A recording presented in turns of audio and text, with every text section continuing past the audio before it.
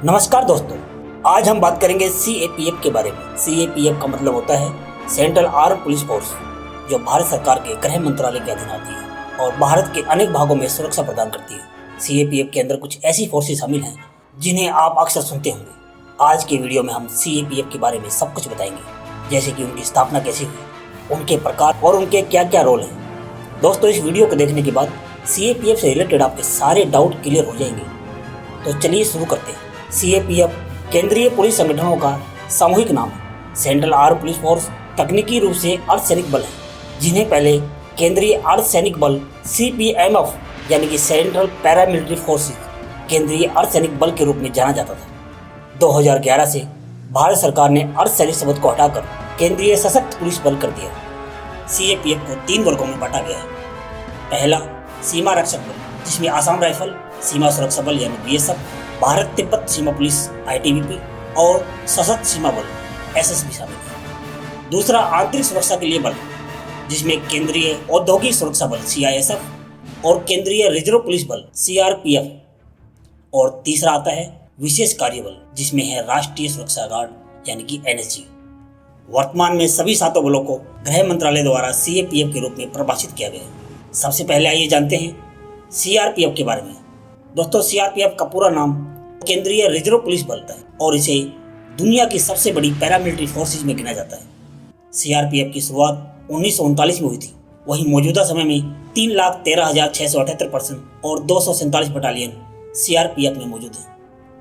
दोस्तों, कोबरा और rapid action force भी इसी का हिस्सा है, जिसे अलग अलग टास्क दिए गए हैं। ये इंडिया की सबसे पुरानी सेंट्रल आर्म पुलिस फोर्स है। सीआरपीएफ बहुत से कामों में देश को सेवा प्रोवाइड करती है, जैसे कि आतंकवाद, नक्सलवाद और उग्रवाद को रोकने के लिए सीआरपीएफ की अहम भूमिका है। सीआरपीएफ की भूमिका उस समय और ज़्यादा महत्वपूर्ण हो जाती है जब देश में चुनाव होते हैं और यह चुनाव व्यवस्था को सही तरीके से लागू करने में पुलिस डिपार्टमेंट की मदद करते हैं। सरकारी और ऐतिहासिक बिल्डिंगों की सुरक्षा सीआरपीएफ जवान ही संभालते हैं। प्राकृतिक आपदा के समय सीआरपीएफ के जवान रेस्क्यू ऑपरेशन की स्थिति को संभालते हैं।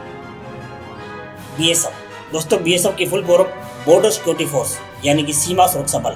बीएसएफ इंटरनेशनल बॉर्डर की निगरानी करती है और भारतीय सीमा की सुरक्षा का काम बीएसएफ के द्वारा किया जाता है और बीएसएफ को दुनिया के सबसे बड़े बॉर्डर सिक्योरिटी फोर्सेस के रूप में जाना जाता है। बीएसएफ को 1 दिसंबर 1965 को स्थापित किया गया था। ये 6,385 किलोमीटर लंबे इंटरनेशनल बॉर्डर की सुरक्षा करती है। दोस्तों, ये बॉर्डर दुर्गम रेगिस्तानों, नदी घाटियों और जंगलों तक फैले हुए हैं। बीएसएफ का काम युद्ध के खतरों के समय लोगों को सुरक्षा प्रदान करना और खतरे वाली जगह को अपने कंट्रोल में रखना होता है। बीएसएफ शांति के समय भारत के बॉर्डर की रक्षा करने और अपराध को रोकने के लिए तैनात किए जाते हैं। अगर बात की जाए इनके इतिहास की, तो 1965 में इंडिया और पाकिस्तान की लड़ाई के बाद भारत ने अपनी सेना को और मजबूत करने के लिए बीएसएफ की स्थापना का विचार किया, ताकि आर्मी अपना सारा समय ट्रेनिंग में बिता सके और बॉर्डर एरिया की निगरानी का जिम्मा बीएसएफ संभाल सके। आज बीएसएफ में 192 बटालियन है, जिनमें तकरीबन 2.5 लाख से ऊपर पर्सन काम करते हैं। दोस्तों, बीएसएफ भारत की एकमात्र ऐसी सेंट्रल आर्म पुलिस फोर्स है जिसके पास आर्टिलरी और कैमल विंग भी मौजूद है। सीआईएसएफ का पूरा नाम केंद्रीय औद्योगिक सुरक्षा बल यानी कि सेंट्रल इंडस्ट्रियल सिक्योरिटी फोर्स है। जैसा कि इसके नाम से ही पता चलता है, इसकी स्थापना का मेन पर्पज सरकारी उद्योगों यानी गवर्नमेंट इंडस्ट्री की सुरक्षा करना है। सीआईएसएफ मेट्रो, एयरपोर्ट और वीवीआईपी लोगों को भी सुरक्षा प्रदान करती है। इसकी स्थापना 1969 में हुई थी और मौजूदा समय में 1,48,000 एक्टिव पर्सन इसमें काम करते हैं। सीआईएसएफ के जवान पूरे देश को सुरक्षा प्रदान करते हैं। आपको सीआईएसएफ के जवान government office, metro, refinery, airport ऐसी कई जगहों में तैनात मिलेंगे। आईटीबीपी, दोस्तों, आईटीबीपी भारत की 7 सेंट्रल आर्म पुलिस फोर्स में से एक है और इसका पूरा नाम इंडो तिब्बत बॉर्डर पुलिस है। आईटीबीपी का गठन 24 अक्टूबर 1992 को किया गया था और इसकी तैनाती भारत और चीन के तिब्बती फ्रंटियर इलाके में की जाती है।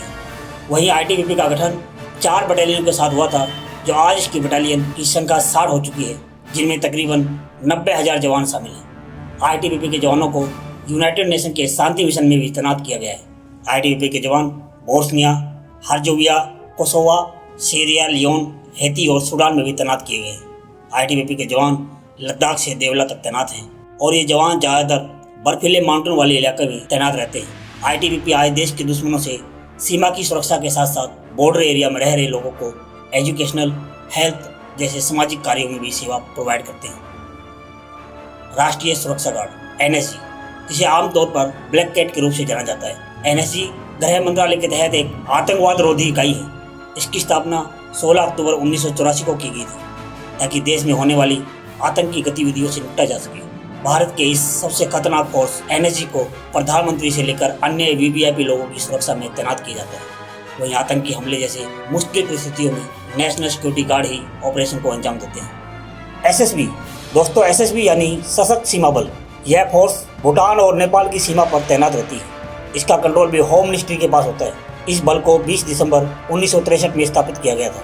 मौजूदा समय में इसमें 94,261 एक्टिव पर्सन हैं। इस फोर्स को बनाने का मकसद था इंटेलिजेंस ब्यूरो को आर्मी सपोर्ट प्रोवाइड करना, लेकिन समय के साथ साथ इसका रोल बदला है और यह स्मगलिंग और एंटी नेशनल एलिमेंट को रोकने का भी काम करती है। और ये फोर्स कश्मीर में कई काउंटर इमरजेंसी ऑपरेशन में भी शामिल हो चुकी है। असम राइफल एक केंद्रीय पुलिस और अर्धसैनिक संगठन है जो पूर्वोत्तर भारत में सीमा सुरक्षा, आतंकवाद विरोधी और कानून व्यवस्था के लिए निरंतर कार्यरत है। असम राइफल 1643 किलोमीटर लंबी भारत म्यांमार सीमा की रक्षा करती है। असम राइफल में 46 बटालियनों में कुल 65,000 जवान हैं। असम राइफल गृह मंत्रालय के अधीन आता है, जबकि इसका परिचालन नियंत्रण भारत सेना द्वारा किया जाता है। इसलिए इस बल की कमान भारत सेना के लेफ्टिनेंट जनरल के हाथ में होती है। यह भारत का सबसे पुराना अर्धसैनिक बल है। दोस्तों, CAPF का कार्यक्षेत्र काफ़ी बड़ा है। इसकी जिम्मेदारी देश की अंदरूनी सुरक्षा, सीमा सुरक्षा, आतंकवाद के खिलाफ लड़ाई के साथ साथ सरकारी अधिनियमों का पालन करना है। CAPF का इस्तेमाल देश पर आए खतरों से निपटने के लिए होता है, जिनके लिए इनकी तैयारी मुश्किल ट्रेनिंग से शुरू होती है, जिनमें तब कर ये जवान देश का गौरव बढ़ाते हैं और देश की सुरक्षा के लिए अपनी जान कुर्बान करने के लिए तैयार रहते हैं। तो दोस्तों, ये थी CAPF की 7 फोर्सेस। आशा करता हूँ कि आपको ये वीडियो पसंद आया होगा। अगर आपको हमारे वीडियो पसंद आते हैं तो हमारे चैनल को सब्सक्राइब करना ना भूलें। कमेंट में जय हिंद के साथ अपने विचार हमें ज़रूर बताएं। आज के लिए इतना ही, मिलते हैं अगले वीडियो में। धन्यवाद एंड जय हिंद।